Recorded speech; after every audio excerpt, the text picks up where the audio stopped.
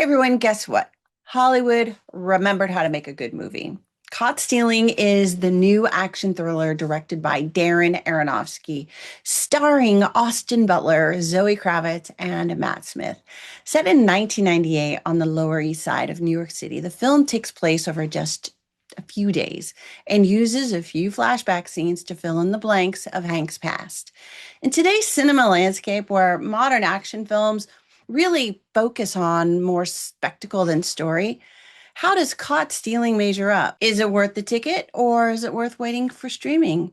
Let's get into that. This film, it opens up at 4 in the morning in a bar where Hank works, and he heads home with his girlfriend Yvonne, where they run into his eccentric punk rock neighbor Russ, who asks them to watch his cat so that he can fly home to London because his dad is dying. What starts as a simple favor quickly escalates when two Russian mobsters show up at Russ's door looking for something that they claim that Russ stole. Hank has no answers, but that doesn't stop the mobsters from beating the crap out of him and dragging him into the mess. And soon enough, Hank finds himself caught between these Russian mobsters, Hebrew mobsters, a suspicious cop, not to mention the impacts of his own spiraling choices. If he doesn't deliver what Russ stole, the people Hank loves may end up dying. And every decision he makes moves him closer to either saving himself and his friends or dooming them simultaneously. Look, I don't live in New York City, but I do live in Boston. And I can tell you that if two rough looking guys were breaking into my neighbor's apartment, I'm not going to stop them. I'm going to call the cops, sure. But my door is staying locked. I don't know, but I think anyone who lived in New York City for more than a day would not open that door either. So while it doesn't feel very believable to me, it didn't feel too far off the mark since Hank really does come across as a nice, do gooder kind of guy who has not yet shaken the California sunshine from his hair. You know the type.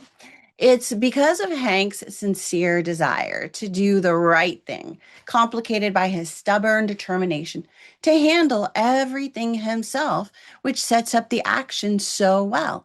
That's where the film shines because the pacing is tight, making this one of those nonstop action films that only stop long enough for the audience to catch their breaths before throwing Hank right back into the fire. What I really like about Hank is he's a character that isn't afraid of making a quick decision. And for the most part, all of his decisions seem very reasonable given the situations he's in. Sometimes those choices save his life, and sometimes they just dig him in deeper. But they always keep the action feeling fast and unpredictable. The other thing that works really well is making Hank a former high school baseball star who was signed to play for the Giants only to have an accident ruin his career before it even started. So while Hank isn't a trained fighter, he is someone who knows how to play to win and he doesn't give up. So, no, he doesn't automatically know how to take down a pair of professional killers. Instead, the film shows him stumbling and surviving, and then learning, and then eventually figuring out how and what it will take to win, and if he has it in him to do it.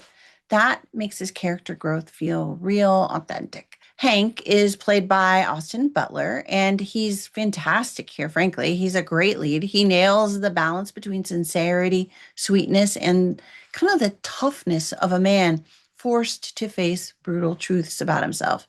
His physicality fits the role of both the hot bartender and the ex athlete who is haunted by his own mistakes. He is fun to watch on screen and makes it all feel real believable. Russ is played by Matt Smith, and he's great in his part as well. But you know what? He's kind of annoying. He's that annoying neighbor that you hate and that you love to hate. And I don't know, it's a really good role for Matt. Matt Smith thrives in these morally ambiguous roles because they give him so much to play with on screen. He's brash and he's witty. He's rough around the edges, but there's this vulnerability beneath the chaos, especially his love for his dad. I mean, it's really sensitive of him, which really kind of humanizes him as a whole. That's how Smith plays Russ, both frustrating and strangely sympathetic, and it works. Yvonne is played by Zoë Kravitz, who's Hank's girlfriend, and I was kind of surprised by how much I liked her.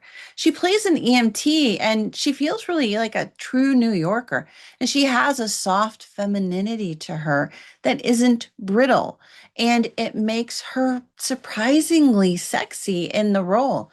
It's a great reminder that femininity doesn't have to be erased in order to make a woman look strong and capable on screen. There are all kinds of women out there, and they really do a good job with her in this role. But what I loved most about her is that she looks like a real person. She's not a sculpted Hollywood stereotype. And the result is there's real chemistry between Butler and Kravitz on screen, giving the story this emotional weight that it probably would have lacked otherwise. The supporting cast was surprising in that it introduced some antagonists like the cop and the Russian mobsters who play familiar character types that we've seen literally 100 times. It also introduced the Hebrew mobsters. I've never seen Hebrew mobsters like these guys. They were terrific. They were funny. They were fresh. What's great is they are also observant Jews who balance their violent actions with their religious restrictions, which gives the film its surprising and darkly funny twist. And it adds a bit of authentic nuance to New York's underworld. And I could see how maybe this might feel a little different in the film, but I really enjoyed seeing these guys in there because it kind of stirred the pot a bit.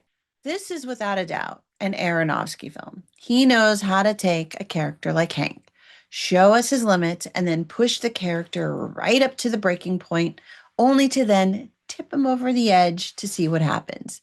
It's exactly what he does with both Hank and Russ in this film. But the focus always stays firmly on Hank's perspective, and Austin Butler definitely owns this film and carries it home. However, Aronofsky does a great job of developing each character to ensure that they all feel like whole people, even if we are only seeing a fraction of them on screen. In addition to the action, pacing, and character development, I think it's worth mentioning that the tone and style of the film definitely feels like a 90s film. The glossy sheen of the 2020s never peeks through, and we stay solidly on the gritty edge of life in New York City before Y2K. This essentially means that everything from the score to the color palette in the film all feel like they are callbacks to a few decades ago without making the film feel old. And that's how you make a great period piece. And now I feel suddenly old. Thanks, Darren. I guess I should just be grateful that this film wasn't set in the 80s. Anyway, so is Caught Stealing worthy of a ticket? For me, absolutely. I had so much fun with this film, and I feel like it's a great addition to our string of summer films from F1 to Weapons. And yeah, even Superman, for those of you who liked it, even for those of you who didn't. Caught Stealing is exciting. It's smart and it's funny. Overall, it feels like the writer and the director both really got the assignment of what an action thriller is supposed to do on the screen and how it's supposed to play with an audience's expectations. I think that's probably why Aronofsky asked the author of the book, Charlie Huston, to kind of write the screenplay. Why not get the guy who understands his own original story? Makes sense to me.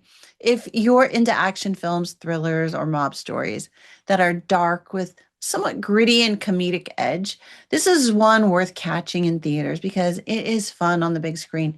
If you don't like violence or crime-driven plots, it may not be your thing. However, if you are a Giants fan like me, I promise you're going to love it. Go Giants. Yeah, you caught me. I'm originally from the Bay Area, and the Giants are my team, which is a little awkward living in Boston and in Red Sox Nation. So please don't tell my neighbors, okay? So shh. All right. So, anyways, Caught Stealing. I think I'd give it like an 8 out of 10. I don't know, maybe a 9 out of 10. I really liked it. It was just fun. And the more I look back on it, the more I like it. So, despite the little flaws that are here and there, it's pretty easy to forgive because everything else was just so well put together. And one more thing, box office numbers, they really do matter. If films like this only find their audience on streaming platforms, Studios will take it as a sign to keep producing safe, cookie cutter content that is boring and dull and cheap. And that's what we're going to get. It's all going to go straight to streaming. So, Caught Stealing is exactly the kind of movie that I think belongs on the big screen. It's worth the ticket price. And if more people go out to films like this and support movies like this, the better chance we have of seeing more original stories on the screen that are well written, well directed, and well produced, rather than part six of whatever or another reboot of this thing and that thing. I mean, God, I'm getting so tired of those. Anyways, enough of my little rant. What did you think of Caught Stealing? Did you go see it in theaters? Are you planning to? If so, I would actually love to hear what you thought. Thanks everybody for being here. Please do give this review a thumbs up and subscribe and share it with a friend who just might love action movies and might want to go see this. And while you're here, why not check out one of these other reviews as well? I'll see you all again soon. Until then, happy viewing. Bye for now.